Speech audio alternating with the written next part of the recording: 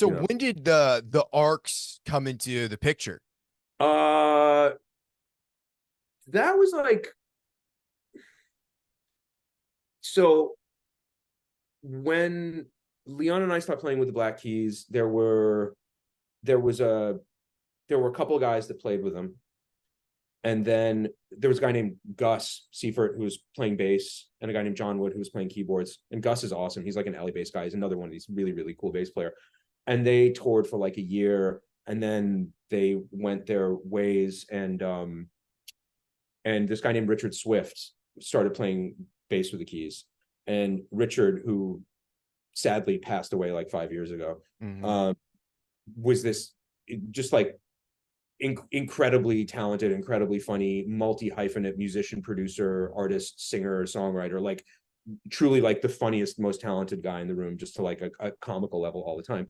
Um, and he, um, sorry, I just, he and Dan and Leon started like cutting shit a little bit because they're basically like just, well, actually, no, how did that even happen? I don't know. Dan, we started recording a bunch of shit with Dan for no particular reason. And some of it was with me and Homer and Leon, and some of it was with Dan and Swift, and some of it was all of us. And basically, we recorded a shitload of songs, and then Dan was just like, yo, let's go make a band. Let's go do this. At that point, his relationship with Patrick was maybe not the best, and like the Keys had been touring relentlessly for like 6 years, and were like totally burned out. So it was like a fun opportunity for us to like put together sort of a different kind of thing. And I think it was like a breath of fresh air for Dan, and it was really fun for us. And like some of the music is really cool, and like the shows were a lot of fun. But like that band was like never anything more than like a lark, but a lark executed by like basically like a rock star in command who had a lot of resources at his disposal to Sure. like Yeah. make it. It was cool. I mean, like, we didn't make much money, but we had a lot of fun doing it. We had really cool production, and like the band was great, and it was a lot of fun. So yeah. I saw you guys play at the Ryman here in Nashville, and Really?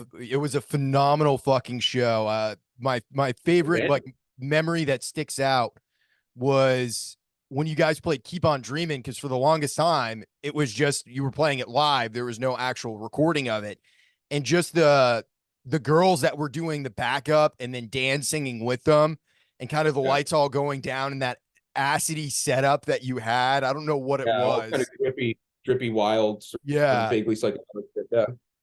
but it was so badass to kind of see that live, because like my own relationship with the Arcs, I got that 45 of Stay in My Corner and Tomato Can the day it came out, because I think it was coincided with like Record Store Day and the Pacquiao Floyd Mayweather Yeah, there fight. was a Pacquiao Mayweather fight. Yeah. Yeah, And Dan at that point completely obsessed with boxing, so it all kind of like tied in.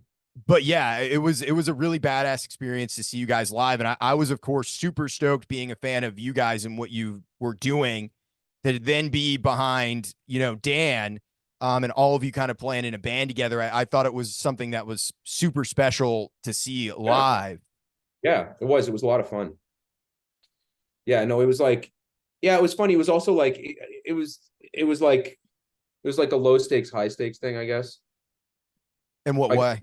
well, it was just like, I don't want to say like none of us really gave a shit, because I mean we were like, we were like, we were trying to put on a good show and play the music well and all that sort of stuff. But it was like there were no preconceived notions. We knew this wasn't going to be the thing. We didn't need to like do this to like jumpstart our careers, and like we're gonna ride this pony into the sunset. We were Sure. just like, this is like a fun like side quest, and we're Yeah. just gonna kind of like do what we were doing. And it was, it was like a quirky setup. It was like two drummers, and there didn't really need to be two drummers, but we had two fucking drummers just like because. Yeah. And like, that sort of situation, it's like, obviously like I hadn't been playing with Dan as long as I've been playing with like Homer and Leon and stuff, but like Dan and I have a very very sort of strong symbiotic musical bond, and Richard fit into that really well. So it was like deeply enjoyable to like play music play that music live on stage. And I think by the time that we finished, I mean, we did like, I don't know, maybe 6 months of touring off of it. And I think by the time that we finished doing that touring, everybody was just like, all right, time to go back to our regular jobs, regular lives. But it was fun while it lasted. So are the arcs, is that done? Is there any hopes of you guys doing any more No, music together?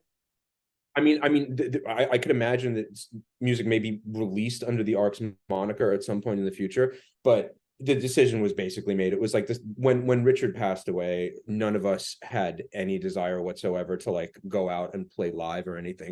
It And wasn't then the when we same. released, when that it's just like didn't it didn't feel right. It was kind of, it wasn't even really discussed. We were just like, yeah, there's no fucking way we're doing this. And the whole thing, the second record that came out was recorded almost entirely before he died. So Hmm. we didn't record any music for that. That music was all recorded in like 2016 and Yeah. 2017.